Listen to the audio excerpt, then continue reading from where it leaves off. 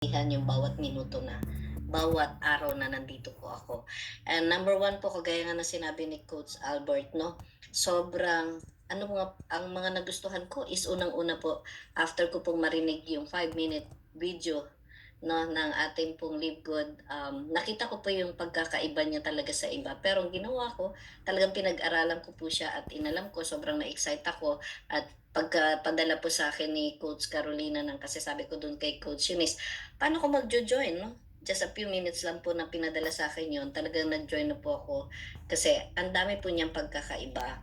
Unang-una yung equal membership nga po. Pero today, ang mas gusto ko pong i-share sa inyo yung effect po ng product din po sa akin. Kasi um, 2 months before po ako nag-join sa Live Good, meron po akong inflammation sa aking mata. On and off, naka-antibiotic po yan. Pero after ko pong makita po yung product, no, eto po. Yan, lalo na po ito.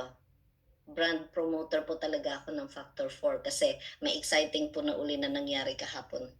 Um, yung po kasing mata ko is on and off na, naka-antibiotic yan. But after 2 days, nakita ko yung big change na po dun sa mata ko. Nawala yung mga floaters. Naging, kung dati kulay itim na pamintang durog, naging white siya. Tapos may mga brown. So, malaking bagay kasi pag yung 'di ba may distraction sa mata mo, magkakaroon ka ng possible na aksidente or what. Number two, eto po, yan lagi ko rin po sinishare. Ngayon talagang hindi mo na po makikita yung bakat nung lumubo na po yan dati. Tumatagos kada gabi sa buto ko yung sakit. And number three, yung breast ko po, sa breast, no? Yung lump sa may ilalim ng kilikili ko. Sinunod ko lang po yung sinabi rito sa Live Good, ay sa Factor 4, na um, 2 capsules a day, no? At 2 soft gel siya actually. So, eto po yung nangyari kagabi. The past few days, no? Parang Tuesday yata yun. Sabi nung anak ko na isa sa kambal ay, sabi niya, ma, may ano ako, magpapatingin ako sa dentist niya kasi nga, parang may maga dun or bukol dun sa kanyang, um, dun sa binunutan ba ng wisdom tooth. So sabi ko sa kanya, inom ka ng ano, take ka ng Factor 4. Parang kagaya ng pamilya ni Coach Albert. Sila po yung huling maniniwala sa atin or naniniwala pero alam mo yun, hindi 100%. So nakatatlong beses po ako. Sabi niya, sige pagka walk na lang natin or after dinner bago ako matulog sa hako iinumin. So kahapon galing po siya ng dentist. Pero nung ininom pala niya nung gabi yun ng Tuesday, sabi niya kaagad, lalo na isang kambal, ma, eto na yung una't huling iinom ako nito. Kasi daw napakalaki. Maliit lang siya. Maliit yung bibig niya. So, malaki daw yung ano, yung fat, tawag dito, papakita ko sa inyo. Hindi naman siya sobrang laki. Yan lang naman siya. Maliit yung bibig niya. Alam niyo naman pag mga all 22 years old na siya. So, kahapon galing siya sa dentist niya kasi nag-adjust ng kanyang braces. Sabi ko, oh, kumusta yung ano, yung pamamaga nung yung ano, yung bukol dito. Alam niyo kung ano sinabi niya sa akin? Ngumiti siya. Tapos sabi niya, actually mo nawala eh. Sabi ko, see, kita mo, ganun ka-effective po yung Factor 4. Sobrang bilib ako and kagabi nga po nung nanood din po ako dun sa ating ano, sa ating kila Ryan, no, Dr. Ryan na ating product developer. Ano po siya? Sabi nga niya, sa lahat, may nasa event po kasi siya sa California ng pagkikita ng lahat ng mga nurses, doctor, or mga health provider, no? Sabi niya nga is, ang tawag doon, sobrang proud siya na nasa Live Good siya.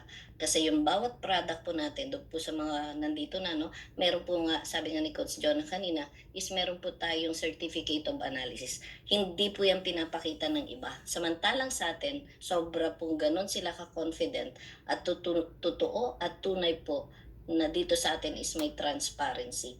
Kasi, ma-share ko lang din po ng konti yung aanhin mo po yung pagtatrabaho ng todo kung yung health mo ang magsasuffer. Kasi whether we like it or not, once na nagka-problema ka sa health, yung perang inipon mo napupunta or kahit wala kang ipon, pag may na-ospital sa pamilya mo, gagawa ka ng paraan para mabayaran yung bills or minsan nasasanla pa yung mga lupa, yung titulo, no? Doon po sa amin sa puwerto 'no, sa Adventist bago ka makalabas. 'Pag wala kang pambayad, magsasanla ka ng titulo, magkakaroon ka ng promissory note. So, nagagawan siya ng paraan 'pag talagang kinakailangan. Pero bakit pa natin hihintayin kung meron namang oportunidad po na binigay si Live. And teka lang, medyo masyado tayong seryoso, eh. Ayan. So, ang isang ganda rin po 'no, ng nakatuwaan ko po rito is, um, kung gusto mo pong kumita ng linggo-linggo, posible po siya. If you keep sharing it, and dagdag ko lang po dun sa sinabi ni Coach Albert kanina na pamilya mo hindi o nasasali sa'yo. The same thing din po 'no. Pero alam mo kung anong ginawa ko po? Dahil alam kong tatrabahuhin ko po si Live Good, whether they like it or not, nilagay ko po sila agad. Alam niyo kung bakit? Meron pong 'pag nakita mo po yung spillover po natin, yung matrix po ng Live Good, manghihinayang po yung pamilya mo or ikaw mismo manghihinayang ka na hindi mo sila nilagay agad. Kasi ngayon, 'pag nakita niyo po on the 3rd month na po na nandito ako, malaki po, mas mataas na yung kinikita ng mga nauna na nasa taas. And ito lang din po isang reminder, dun po kasi sabi ko nga sa inyo, everyday pinag-aaralan ko yung effect no habang ginagawa ko po yung Live Good business na 'to. Yung effect po 'pag naka-unrank ka, ikaw po yung huli, siyempre nalalagyan ng matrix, ng system. Pero kung kahit man lang po naka-bronze ka lang, unang ilagay mo pamilya mo, mahirap po mag-imbita sa iba, yun po yung lagi sasabihin sa atin. Tama po yun, hindi natin masisi, marami nang nadala, marami nang natalo sa negosyo. Pero ilagay mo po yung pamilya mo, kunin mo yung kanilang email ad. Whether they like it or not, 2 to 3, 5 to 3 to 5 months, they're gonna say sa'yo, salamat. Kasi it's also para din po sa'yo yun. Para din po sa'yo kasi imagine mo kung unti-unti magre-regret ka po ng, "Ay, sana inuna ko na sila, 'di sana ang laki na din ng kinikita namin." 'Di ba? Lagi po nasa huli daw yung pagsisisi. So, my thing lang po is do it po, and mahirap mag-invite sa iba, pero ang hinihintay po kasi lagi is result. Just 1 minute, one more, i-add ko lang. Kahapon nanood po ako kagabi habang patulog na ako. Pinanood ko yung senior ni Coach Sal na interview po nung kay isang first diamond woman po natin ata no, sa Pinas, si Jessa. Very simple, very humble. At ang sinabi lang po niya lagi, ang sinasabi niya parati is, wala akong alam actually, hindi ako networker. Pero, na-inspire niya ako kasi yun yung tamang attitude na dapat meron po tayo. Empty our mind.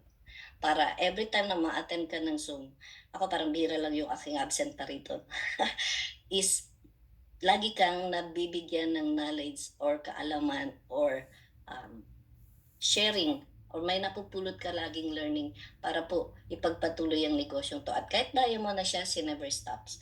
And ang ano lang po niya talaga is kagaya mo, kagaya ko, ang kanya naging inspirasyon lang is yung kanyang big why.